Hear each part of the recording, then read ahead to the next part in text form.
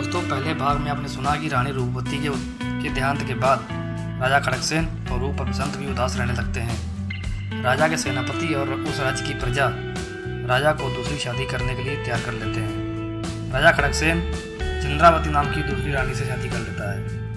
रानी चंद्रावती रानी रूपवती से भी ज़्यादा खूबसूरत होती है। राजा खड़गसेन चंद्रावती के रूप पर मोहित हो जाता है। उसे रानी रूपवती का ख्याल भूल जाता है और वह दूसरी रानी के साथ अपने जीवन की शुरुआत कर लेता है। एक दिन रूप और बसंत सोचते हैं कि अपने माता पिता से मिलकर आते हैं। रानी जब रूप और बसंत को देखती है तो वह उसकी खूबसूरती देखते ही रह जाती है। रूप और बसंत नमस्कार करके वापस आ जाते हैं। बसंत को देखकर रानी के मन में कुछ अलग ही विचार आने लगते हैं और वह किसी तरह से उसे अपनाना चाहती थी। एक दिन दोनों भाई महल में खेल रहे होते हैं और उनकी बॉल रानी चंद्रावती के महल में चली जाती है। बसंत बॉल लेने के लिए जाता है। रानी उसे अपने पास बुलाती है और पलंग पर बैठने के लिए कहती है। बसंत रानी की बात को मान लेता है और बेटे की तरह उसके पास बैठ जाता है। रानी उससे अटकेलियाँ करने लगती है और बसंत उसकी बदली हुई नीयत को समझ जाता है और वह रानी को मना करता है और कहता है कि आप मेरी माँ के समान हैं। रानी को बहुत गुस्सा आता है और वह बसंत से कहती है कि अगर मेरी बात नहीं मानी तो मैं तुम्हारे साथ क्या करवा सकती हूँ ये तुम्हें पता नहीं। बसंत किसी तरह अपना हाथ छुड़वा कर भाग आता है। बसंत बाहर आकर रूप को सारी बात बताता है और कहता है कि हम जिसे अपनी माँ समझते थे वह तो कुछ और ही निकली। अब पता नहीं वो पिताजी को क्या बताएगी। ये सोचकर मुझे बहुत डर लग रहा है। ये बात कहकर बसंत रोने लगता है। रूप उसे कहता है कि कोई बात नहीं, पिताजी हमें भी बहुत प्यार करते हैं, वो हमारी बात जरूर सुनेंगे। रानी चंद्रावती अपने कपड़े फाड़ देती है और बालों को बिखेर कर राजे के आने का इंतजार करने लगती है।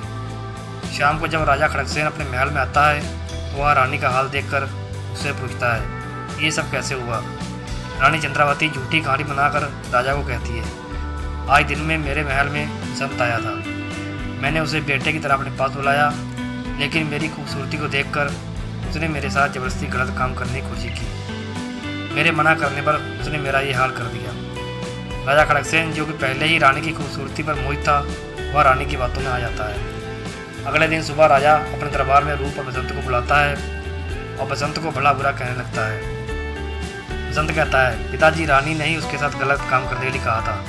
मैं तो माँ समझ के उसके पास बैठ गया था। राजा, जो कि रानी के प्यार में पागल था, बसंत की एक बात भी नहीं सुनता है और अपने सेनापति को आदेश देता है कि बसंत को फांसी पर लटका दिया जाए।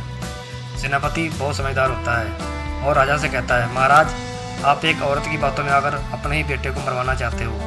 राजा, जो कि बहुत गुस्से में था, सेनापति से कहता है कि मैंने जो आदेश दिया है उसका पालन किया जाए। राजा का आदेश सुनकर बसंत फूट फूट कर रोने लगता है। ये देखकर सेनापति राजा से कहता है, महाराज, एक निवेदन है कि आप इसे जान से ना मारें, आप इसे अपने राज्य से निकाल दें। राजा बसंत को राज्य से निकल जाने के लिए कहता है। बसंत रोता हुआ दरबार से बाहर आ जाता है। रूप अपने भाई का हाल देखकर बहुत दुखी होता है और राजा से कहता है, पिताजी, अगर आज बसंत के साथ ऐसा हुआ है तो कल उसके साथ भी हो सकता है, इसलिए वह भी अपने भाई के साथ जाना चाहता है। राजा उसकी बात सुनकर रूप को भी राज्य से निकल जाने का आदेश देता है।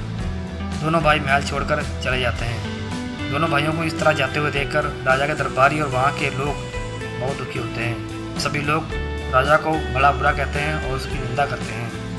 दोस्तों, दोनों भाइयों के साथ आगे क्या होता है, किन किन परेशानियों का सामना करना पड़ता है, आपको अगले भाग में बताएंगे। वीडियो अच्छी लगी हो तो चैनल को सब्सक्राइब और वीडियो को लाइक जरूर करें।